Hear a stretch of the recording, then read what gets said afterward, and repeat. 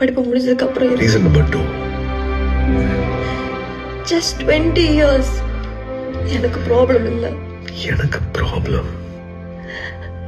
இந்த 22 வயசுக்கும் 42 வயசுக்கும் நடுவில் இருக்கிற 20 வயசு வித்தியாசம் இன்னைக்கு சின்னதா தெரியலாம். ஆனா இன்னொரு 20 வருஷத்துக்கு அப்புறமா இதே வித்தியாசம் பெருசா தெரியும். நீ இந்த உலகத்தை சுத்தி பார்க்கணும்னு ஆசைப்படும் போது என்னால முடியாம போலாம்.